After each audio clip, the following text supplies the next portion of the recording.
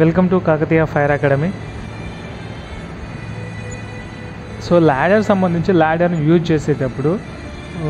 చేసేటప్పుడు ఏమేం కావాలి, అసలు రూల్స్ ఏంటి, అంటే ల్యాడర్ ఎందుకు యూజ్ చేస్తారు అంటే ఎనీ వర్క్ కానీ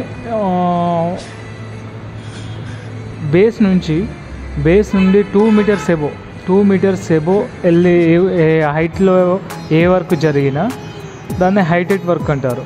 సో హైటెడ్ వర్క్లో చాలా వరకు స్లాబ్ సంబంధించి పెద్ద పెద్ద బిల్డింగ్ సంబంధించిన వర్క్స్ కానీ ఎనీ వర్క్స్ అయినా హైటెడ్ వర్క్స్ ఉంటాయి. సో వాటిలో ఏమేమి చేయాలి, అసలు ల్యాడర్ ఎందుకు యూజ్ చేస్తారు ల్యాడర్ సంబంధించి, సో అట్లా ఎందుకు ఏంటి అని చెప్పేసి దీన్ని ఎక్కువ ల్యాడర్ సంబంధించింది ఉంటుంది.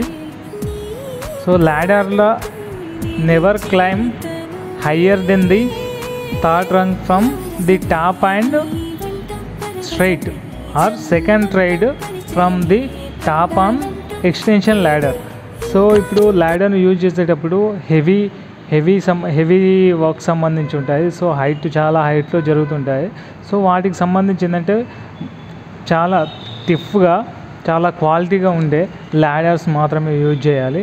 సో దాన్ని స్లాబ్లకి వాడతారు కదా, స్లాబ్లకు వాడేటప్పుడు సో సైడ్కి సెంటరింగ్ కొడతారు కదా, ఆ సెంటరింగ్ అనేది 90% ఇప్పుడు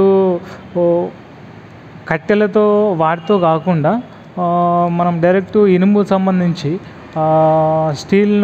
ఇనుము అండ్ వాటిని వాడడం చాలా బెటర్. ఎందుకంటే అవి ఇరిగిపోవు. అదే కట్టెలు అయితే వాటర్కి లేదా దేనికిదైనా సంబంధించిన వాటికి అవి విరిగిపోవచ్చు.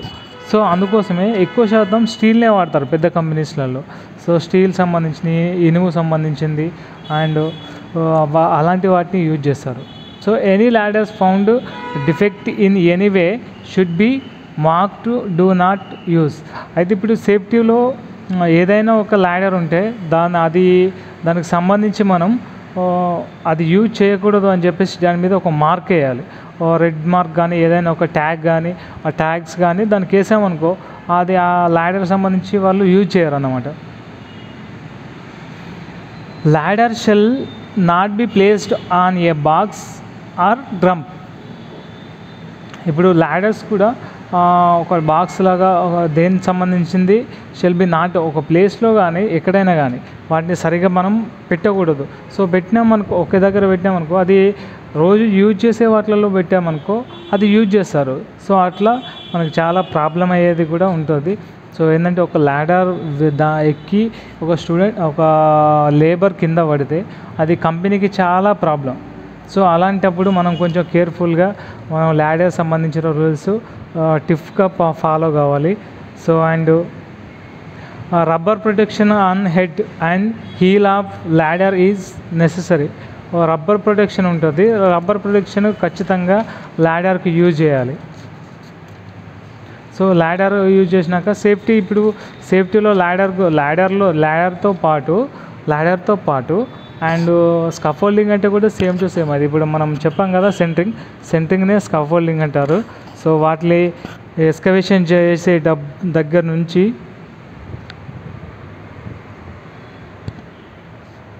ఎక్స్కవేషన్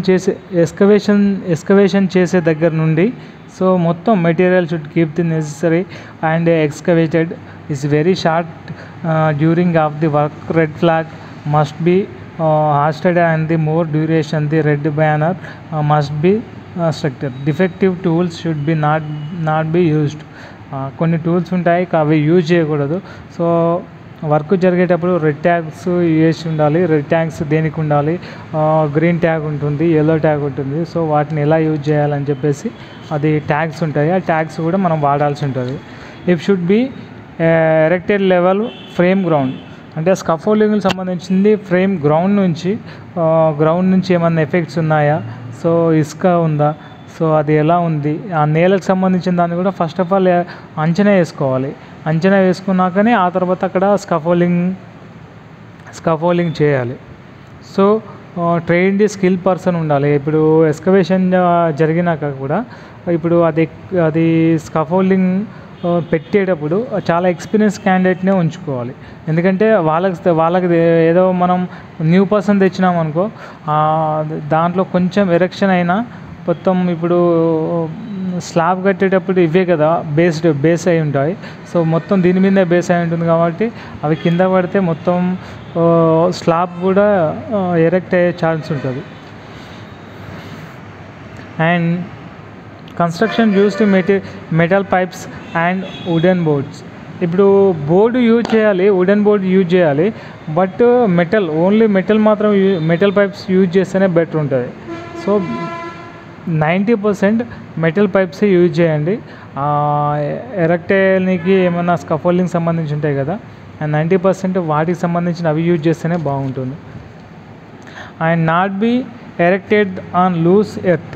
ఇప్పుడు ఏమన్నా లూజ్ ఎర్త్ ఉంటాయి కదా, లూజుగా ఉంటాయి కదా, వాటికి సంబంధించి అవి లూజ్ ఉన్నాయనుకో, భూమి దగ్గర ఫస్ట్ బేస్ ఏంది ఎలా ఉండాలంటే చాలా స్ట్రెంత్గా డెఫినెట్లీ కింద ఇప్పుడు వాటర్ పోస్తే కొన్ని నేలలు కిందికి పోతాయి కదా, సో అలాంటి నేలలు లేకుండా చూసుకోవాలి. సో అదైతే నెసెసరీ. అండ్ ప్రికాషన్స్ ఏం తీసుకోవాలి, wooden boards not be painted.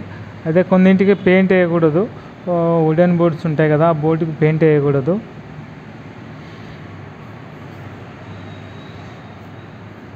అయితే వుడెన్ బోర్డ్స్ కొన్ని సంబంధించింది, board should be not any cracks ఉన్నాయనుకో ఆ బోర్డ్ని యూజ్ చేయకూడదు.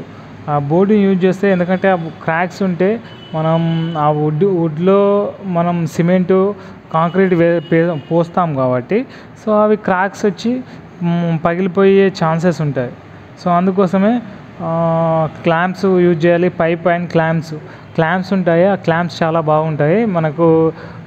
మన ఇక్కడ ఎక్కువ యూజ్ చేయరు.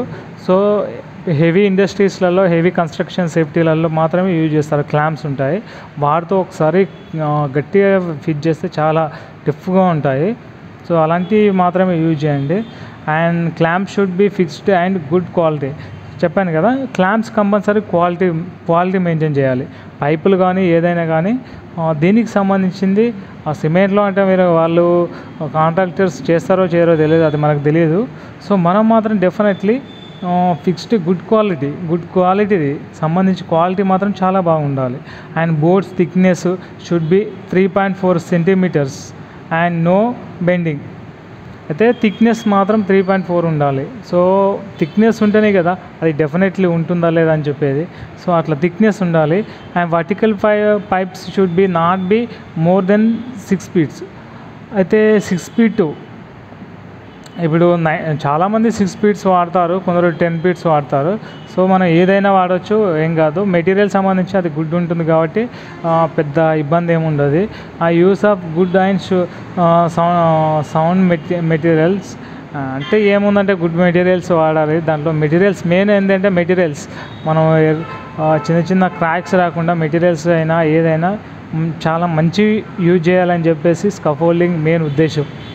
స్కఫోల్డింగ్ అనేది క్వాలిటీ ఉంటేనే అది వర్క్ జరుగుతుంది.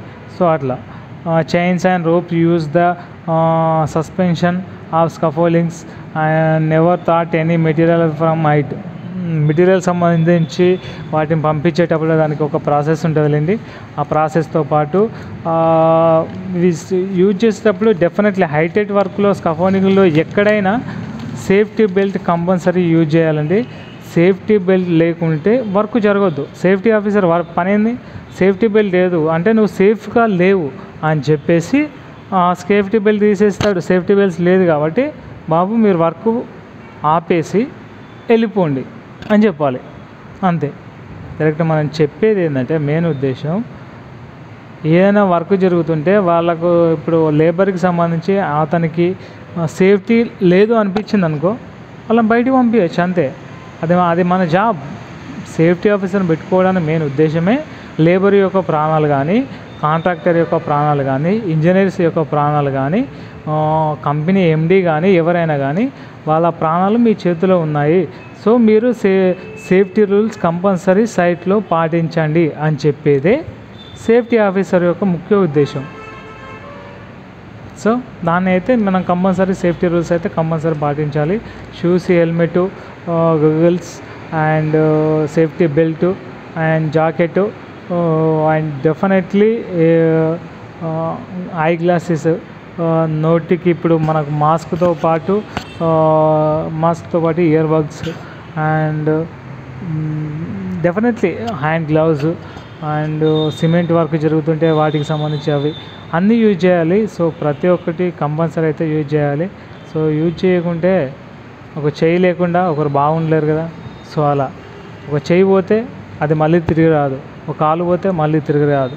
సో వాటి కోసమే మేము ముఖ్యంగా చెప్పేది ఉద్దేశం, ఫైర్ సేఫ్టీ ఉద్దేశం ఏంటంటే మీరు బాగుండాలని మన సేఫ్టీ వాళ్ళు చాలా మీ ప్రాణాలు కాపాడడం కోసమే సేఫ్టీ ఆఫీసర్ ఉంటాడు. అది మెయిన్ ఉద్దేశం. So thank you. Please subscribe మన institute channel. So guys join అవ్వండి, సేఫ్టీ ఆఫీసర్ కోర్స్ చేయండి, కొన్ని వేల ప్రాణాలు లక్షల ప్రాణాలు కాపాడండి. మీకు నాలెడ్జ్ ఉందా అంటే జాబ్స్ అలా వాటంతట అవే మిమ్మల్ని ఎత్తుకుంటూ వస్తాయి.